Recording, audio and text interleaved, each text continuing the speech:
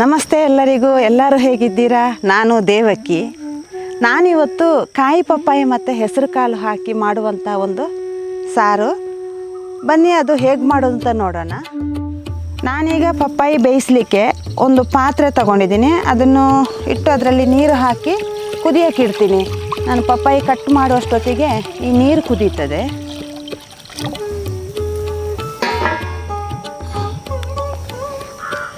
ನೀರು ಕುದಿಯೋಕೆ ಇಟ್ಟಿದ್ದೀನಿ.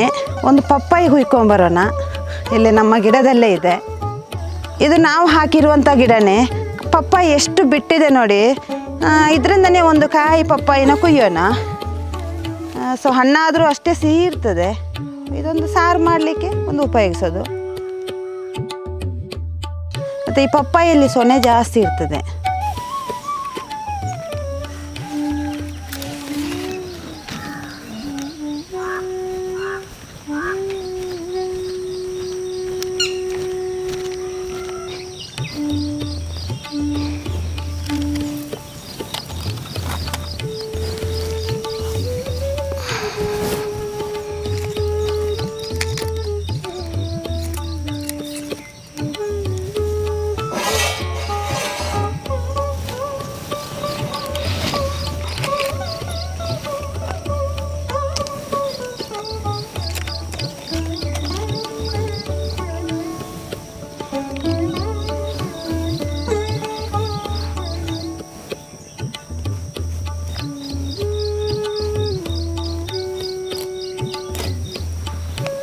ಈಗ ಇದ್ರದ್ದು ಮೇಲ್ಗಡೆದೆಲ್ಲ ಸಿಪ್ಪೆ ತೆಕ್ಕೋಬೇಕು. ಈ ಸಿಪ್ಪೆ ತೆಗೆಯುವಾಗ ಇದರಲ್ಲಿ ಸೊನೆ ಜಾಸ್ತಿ ಇರ್ತದೆ. ಇದು ಸ್ವಲ್ಪ ಹೀಟು. ಈ ಕಾಯಿ ಪಪ್ಪಾಯ ಪ್ರೆಗ್ನೆಂಟ್ ಇದ್ದವರೆಲ್ಲ ತಿನ್ನಬಾರ್ದು ಅಂತಾರೆ. ಮತ್ತು ಹಾಗೆ ತಿಂದರೆ ಬಾಯಿಲೆಲ್ಲ ಕಜ್ಜಿ ಆಗ್ತದೆ. ಈ ಸೊನೆ ಉಂಟಲ್ವಾ, ಬಾಯಿ ಹತ್ರ ಅಂಟ್ಕೊಂಡ್ರೆ ಸ್ವಲ್ಪ ಕಜ್ಜಿ ಆಗ್ತದೆ ಮುಖದಲ್ಲಿ. ಎಲ್ಲ ತೆಗ್ದಾಯಿತು. ಈ ಕತ್ತಿ ಸ್ವಲ್ಪ ಹರಿತ ಕಡಿಮೆ ಉಂಟು. ಅದೇ ನಮ್ಮಲ್ಲಿ ಮೊಟ್ಟಾತಿ ಅಂತ ಸಿಗ್ತದೆ. ಮೊಟ್ಟಾತಿಯಲ್ಲಿ ಆದರೆ ಭಾರಿ ಸುಲಭ ಆಗ್ತದೆ ಕುಯ್ಯೋದಕ್ಕೆ. ಏನೆಲ್ಲ ಆಯಿತು. ಆದರೆ ಈ ಸಿಪ್ಪೆ ಇರಬಾರ್ದು. ಸಿಪ್ಪೆ ಇದ್ದರೆ ಕಹಿ ಬರ್ತದೆ. ಮತ್ತು ಸೊನೆನೂ ಎಲ್ಲ ಚೆನ್ನಾಗಿ ತೊಳೆದು ತೆಗಿಬೇಕು. ಈ ಹಸಿರಿದ್ದದನ್ನೆಲ್ಲ ಹೋಗಬೇಕು.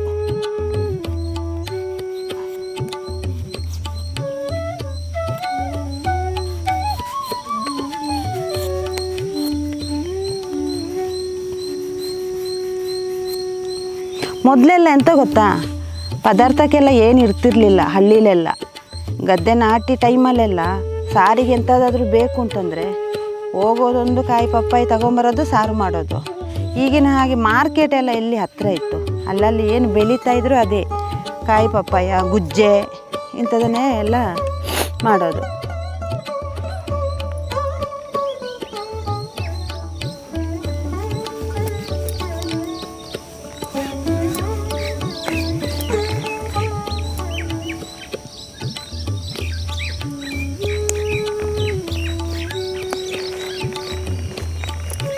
ಒಂದೊಂದರಲ್ಲಿ ಬೀಜ ಇರೋದಿಲ್ಲ, ಇದರಲ್ಲಿ ಬೀಜ ಇದೆ.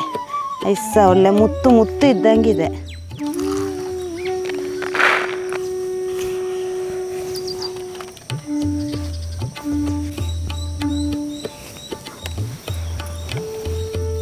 ಒಳ ಬದಿ ಇರೋದನ್ನೆಲ್ಲ ಈ ಥರ ತೆಗಿಬೇಕು. ಸುಲಭಕ್ಕೆ ಬರ್ತದೆ ತೆಗೆದ್ರೆ. ಇದಿರಬಾರ್ದು. ಆದಷ್ಟು ಕೆತ್ತಿ ತೆಗಿಬೇಕು.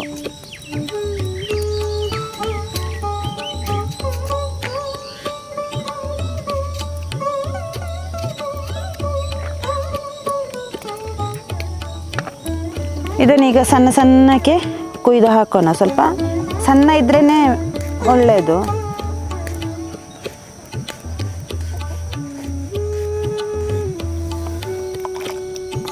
ಚೆನ್ನಾಗಿ ತೊಳಿಬೇಕು. ಚೆನ್ನಾಗಿ ತೊಳೆದು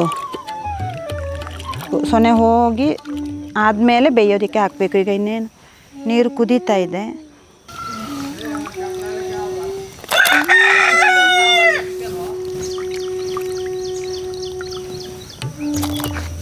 ನನಗೀಗ ಒಗ್ಗರಣೆಗೆ ಮತ್ತು ಸಾರಿಗೆ ಸ್ವಲ್ಪ ಹುರಿದು ಹಾಕಲಿಕ್ಕೆ ಕರಿಬೇವು ಬೇಕು.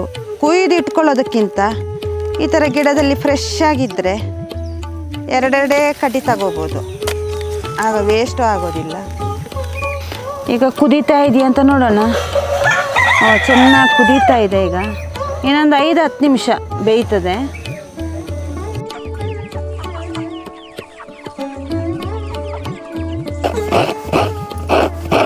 ನಾನು 1 ಗಡಿ ಕಾಯಿ ತಗೊಂಡಿದ್ದೀನಿ, ಸಾಕು. ಸಾರಿಗೆ ತೆಂಗಿನಕಾಯಿ ಹಾಕಿದ್ರೇ ಒಂದು ರುಚಿ.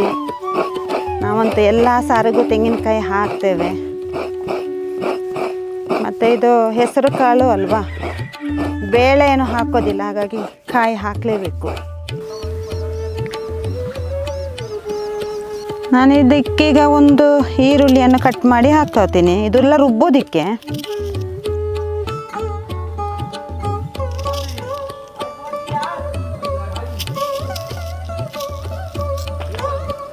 ಈಗ ಮೆಣಸಿನಕಾಯಿ ಹುರಿಯೋದಕ್ಕೆ ನಾನು ಈ ಪಾತ್ರೆ ಇಡ್ತಾ ಇದ್ದೀನಿ. ಇದರಲ್ಲಿ ನಾನು ಸಾರಿನ ಪುಡಿ ಎಲ್ಲ ಇದಕ್ಕೆ ಹಾಕೋದಿಲ್ಲ. ಆ ಮೆಣಸಿನಕಾಯಿ ಧನಿಯ ಎಲ್ಲ ಆಗಲೇ ಹುರಿದು ಆಗಲೇ ಹಾಕಿದರೆ ಅದು ಒಳ್ಳೆ ಟೇಸ್ಟ್ ಕೊಡ್ತದೆ. ಮೆಣಸಿನಕಾಯಿ ಒಂದು 10 ತಗೊಂಡಿದ್ದೀನಿ, ಬ್ಯಾಡಗಿ ಮೆಣಸಿನಕಾಯಿ. ನಾನು ಒಂದು ಅರ್ಧ ಚಮಚ ತೆಂಗಿನ ಎಣ್ಣೆ ಹಾಕೋತಾ ಇದ್ದೀನಿ ಹುರಿಯೋದಕ್ಕೆ. ಅಡುಗೆಗೆ ನಾವು ತೆಂಗಿನ ಎಣ್ಣೆನೇ ಉಪಯೋಗಿಸೋದು, ಹಾಗಾಗಿ ನಾನು ಹುರಿಯೋದಕ್ಕೂ ತೆಂಗಿನ ಎಣ್ಣೆನೇ ಹಾಕ್ತಾಯಿದ್ದೀನಿ. ಮೆಣಸಿನಕಾಯಿ ಚೆನ್ನಾಗಿ ಹುರ್ಕೊಳ್ಬೇಕು, ಅಂದರೆ ಅದು ಸೀದು ಹೋಗಬಾರ್ದು, ಅದು ಒಂದು ಸ್ವಲ್ಪ ಉಬ್ಬಬೇಕು. ಯಾವುದೇ ಸಾರಿಗಾದರೂ ನಾವು ಮೆಣಸಿನಕಾಯಿ ಹುರಿಯೋದ್ರಲ್ಲಿದೆ, ಕಪ್ಪುಗಾದರೆ ಕಹಿ ಬರ್ತದೆ. ನಾನು ಇದಕ್ಕೆ 1-1.5 ಚಮಚದಷ್ಟು ಕೊತ್ತಂಬರಿ ಹಾಕ್ತಾಯಿದ್ದೀನಿ, ಒಂದು ಅರ್ಧ ಚಮಚದಷ್ಟು ಜೀರಿಗೆ ಹಾಕ್ತಾಯಿದ್ದೀನಿ, ಒಂದು 10 ಕಾಳಿನಷ್ಟು ಮೆಂತ್ಯ, ಒಂದು ಸ್ವಲ್ಪ ಕರಿಬೇವು. ಇದನ್ನೀಗ ಚೆಂದ ಹುರ್ಕೊಳ್ಬೇಕು. ಈ ಹುರಿತಾ ಇರುವಾಗ ಘಮ ಬರ್ತದೆ ನೋಡಿ, ಕೊತ್ತಂಬರಿದೆಲ್ಲ. ಅದು ನಾವು ಸಾರಿನ ಪುಡಿ ಮಾಡಿದ್ರಲ್ಲಿ ಅಷ್ಟು ಘಮ ಬರೋದಿಲ್ಲ. ಮಂಗಳೂರು ಕಡೆ ಎಲ್ಲ ಈಗಲೂ ಆಗಲೇ ಹುರಿದು ಆಗಲೇ ಸಾರು ಮಾಡುವಂಥದ್ದು. ಈ ಕೊತ್ತಂಬರಿ ಜೀರಿಗೆ ಎಲ್ಲ ಆಗಲೇ ಹುರಿದು ಆಗಲೇ ಹಾಕಿ ಸಾರು ಮಾಡ್ತಾರೆ. ನಾನು ಇದೀಗ ಆಯಿತು, ಇದಕ್ಕೀಗ ನಾನು ತುರಿದಿಟ್ಕೊಂಡಿರುವಂಥ ತೆಂಗಿನಕಾಯಿ ಮತ್ತು ಈರುಳ್ಳಿನ ಹಾಕ್ತೀನಿ. ಈರುಳ್ಳಿ ಮತ್ತು ತೆಂಗಿನ ತುರಿ ಹುರಿಯಬೇಕಾಗಿಲ್ಲ, ಅದನ್ನು ಹಾಗೆ ಹಾಕಿ ತಗೊಳ್ಳೋದು. ಡೈರೆಕ್ಟ್ ಇನ್ನು ರುಬ್ಬೋದು. ಇದಕ್ಕೆ ನಾನೀಗ ಸ್ವಲ್ಪ ಹುಣಸೆಹಣ್ಣು ಸೇರಿಸ್ತಾ ಇದ್ದೀನಿ ರುಬ್ಬೋದಕ್ಕೆ. ಅರ್ಧ ಬೆಂದಿದೆ ಪಪ್ಪಾಯ. ಈ ಅರ್ಧ ಬೆಂದಿರೋ ಪಪ್ಪಾಯಿಗೆ ನಾನು ಮೊಳಕೆ ಬರಿಸಿರುವಂತಹ ಹೆಸರು ಕಾಳನ್ನು ಹಾಕ್ತಾಯಿದ್ದೀನಿ. ಅಂದರೆ ಈ ಪಪ್ಪಾಯ ಸ್ವಲ್ಪ ಬೇಯೋದು ಲೇಟ್ ಆಗುತ್ತೆ, ಹೆಸರು ಕಾಳು ಬೇಗ ಬೇಯ್ತದೆ. ಹಾಗಾಗಿ ಪಪ್ಪಾಯಿನ ಅರ್ಧ ಬೇಯಿಸಿದ ನಂತರ ಹೆಸರು ಕಾಳನ್ನು ಹಾಕೋಬೇಕು. ಹೆಸರು ಕಾಳೇನಿಲ್ಲ, ಒಂದು ಬೇಗ ಬೇಯ್ತದೆ, ಅದೊಂದು 2 ಸೆಕೆ ಬಂದರೆ ಸಾಕು, ಹೆಸರು ಕಾಳು ಬೇಗ ಬೇಯ್ಕೊಳ್ಳುತ್ತೆ. ಹೆಸರು ಕಾಳೆಲ್ಲ ಹಾಕಿದ ನಂತರ ಒಟ್ಟಿಗೆ ಸ್ವಲ್ಪ ರುಚಿಗೆ ತಕ್ಕಷ್ಟು ಉಪ್ಪನ್ನು ಹಾಕೋಬೇಕು. ಜಾಸ್ತಿ ನೀರು ಹಾಕಬಾರ್ದು, ಆ ಇದ್ದ ನೀರಲ್ಲೇ ಬೇಯಕ್ಕೆ ಬಿಡಬೇಕು. ಮತ್ತು ರುಬ್ಬಿರುವಂತಹ ಮಸಾಲೆಯನ್ನು ಸೇರಿಸ್ಕೋಬೇಕು. ಮತ್ತು ನೀರಿನ ಹದ ಮಾತ್ರ ನೋಡಿಕೊಂಡು ಹಾಕೋಬೇಕು, ತುಂಬ ನೀರು ಮಾಡಬಾರ್ದು. ಸ್ವಲ್ಪ ಅರಿಶಿನ ಪುಡಿನೂ ಹಾಕಿ ಸ್ವಲ್ಪ ಇದು ಗಟ್ಟಿ ಆಯಿತು.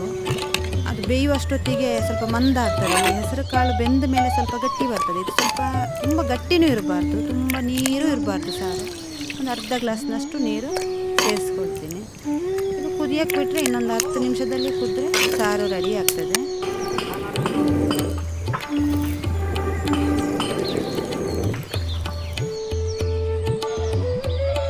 ಈಗ ಒಂದು ಒಗ್ಗರಣೆ ಹಾಕುವ. ಸಾರು ಆಲ್ರೆಡಿ ಬೇಯ್ತಾ ಇದೆ. ನಾನು ಇಲ್ಲೇ ಕೆಂಡದಲ್ಲಿ ಹಾಗೆ ಒಗ್ಗರಣೆ ಇರ್ತೀನಿ. ನಾನಿಲ್ಲಿ ಒಗ್ಗರಣೆಗೆ ತೆಂಗಿನ ಎಣ್ಣೆ ಹಾಕ್ತಾಯಿದ್ದೀನಿ. ನಾವು ಅಡುಗೆಗೆ ತೆಂಗಿನ ಎಣ್ಣೆನೇ ಉಪಯೋಗಿಸೋದು.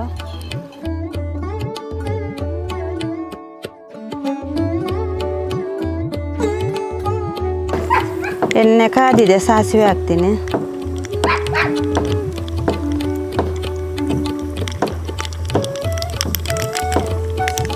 ಸಾಸಿವೆ ಸಿಡಿದ ಮೇಲೆ 4-5 ಎಸಳು ಬೆಳ್ಳುಳ್ಳಿ ಜಜ್ಜಿದ್ದು ಅದನ್ನು ಹಾಕ್ತಾಯಿದ್ದೀನಿ.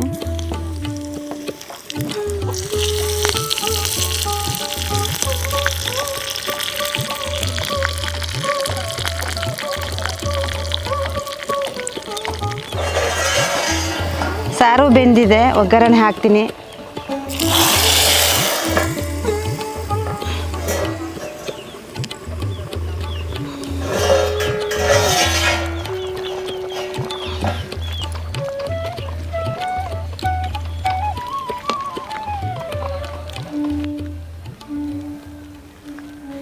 ಈಗ ಸಾರೆಲ್ಲ ರೆಡಿಯಾಗಿದೆ, ಉದ್ದು ಎಲ್ಲ ಒಂದು ಹದ ಗಟ್ಟಿಗೆ ಬಂದಿದೆ. ಈ ಸಾರನ್ನು ನಾವು ಚಪಾತಿ ಜೊತೆ, ರೊಟ್ಟಿ ಜೊತೆ, ಅನ್ನದ ಜೊತೆ ತಿನ್ಬೋದು. ನಾನಿವತ್ತು ಮನೆಯಲ್ಲಿ ಬೆಳಿಗ್ಗೆ ನೀರು ದೋಸೆ ಮಾಡಿದ್ದೆ. ನೀರು ದೋಸೆ ಜೊತೆನೂ ಇದು ಚೆನ್ನಾಗಿರ್ತದೆ. ನಾನು ಈ ನೀರು ದೋಸೆ ಜೊತೆ ಟೇಸ್ಟ್ ಮಾಡ್ತೀನಿ.